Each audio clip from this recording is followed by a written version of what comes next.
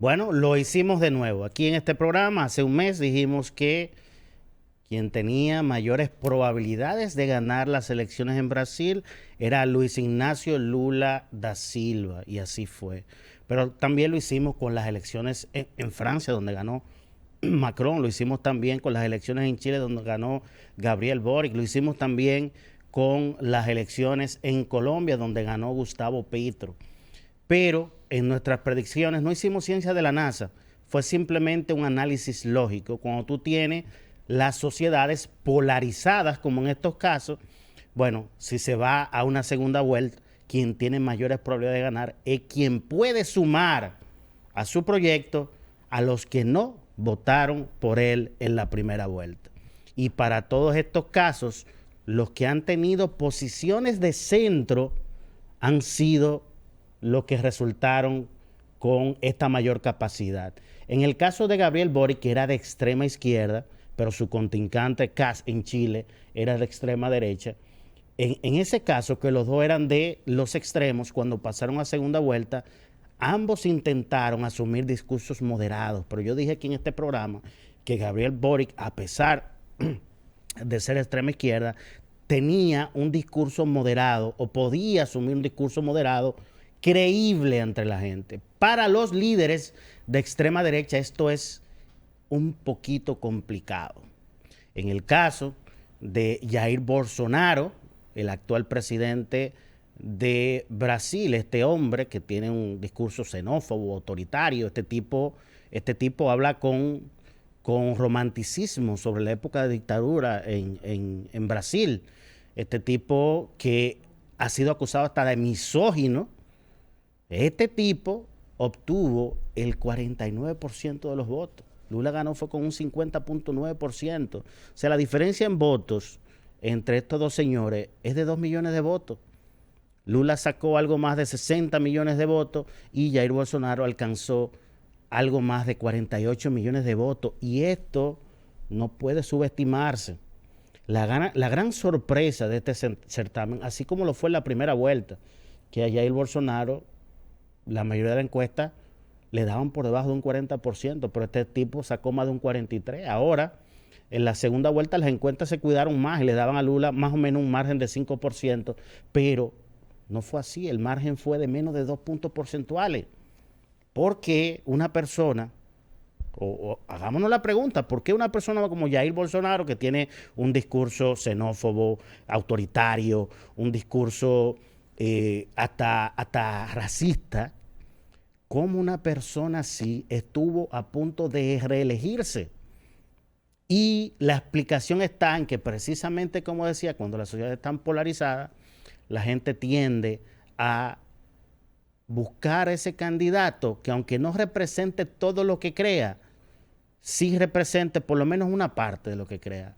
Uno de los temas fundamentales en Brasil fue el tema del aborto, el tema de la protección de la vida desde la concepción, como pasa en República Dominicana. Uno de los grandes sectores que apoyó a Jair Bolsonaro fueron los cristianos, principalmente los evangélicos. Entonces, estos líderes populistas aprovechan ese tipo de situaciones, aunque no crean realmente en ello, y bueno, se ganan el apoyo de sectores conservadores, como es el caso de los evangélicos en Brasil. Esta es la situación. Lula se convierte en el primer presidente de Brasil en ir a un tercer mandato desde que esto está permitido en la Constitución, desde mediados del siglo pasado. Y Jair Bolsonaro se convierte, señores, en el primer presidente en más de 2 décadas que no logra ganar una reelección.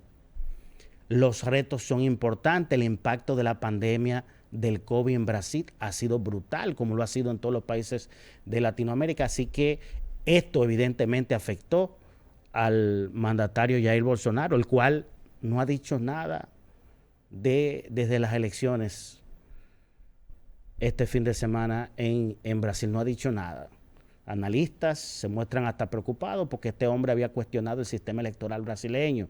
A este hombre lo han comparado con Donald Trump. Si recuerdan a Donald Trump en las pasadas elecciones en Estados Unidos, después que perdió, después que provocó hasta un asalto al Capitolio, hasta el último momento no se sabía si iba a entregar el mando de la Casa Blanca en ese país, la democracia modelo del mundo.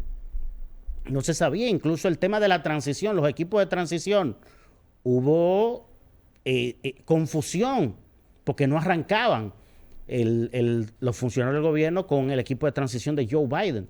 Entonces, a Jair Bolsonaro lo comparan mucho con Donald Trump y es entendible, en muchas cosas se parecen. Este tipo, él comparaba en los peores momentos del COVID, él comparaba la crisis sanitaria o esta enfermedad provocada por el virus SARS-CoV-2, la comparaba con una gripecita y los resultados fueron que Brasil tuvo casi 700,000 muertes por COVID, el segundo país del mundo con más muertes.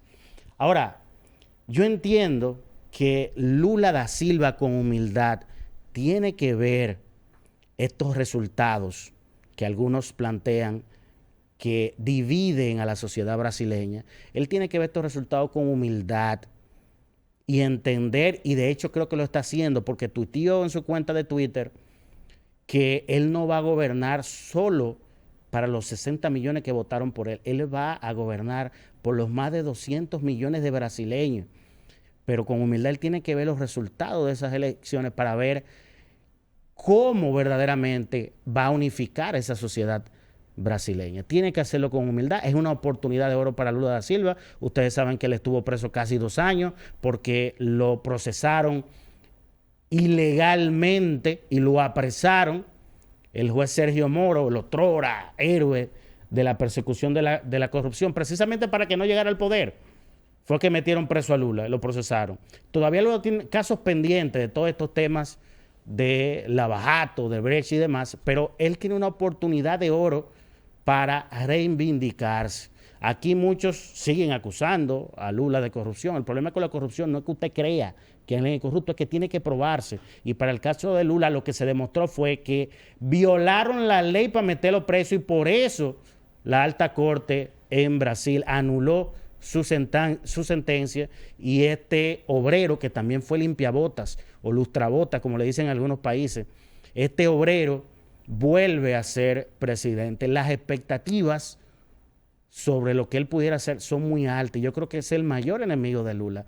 Las expectativas que tiene la gente de mejorar la situación económica en un contexto de crisis global, donde ya Brasil no es como antes, que tú tenías el boom de las commodities y Brasil podía hacer frente a los retos económicos con esto.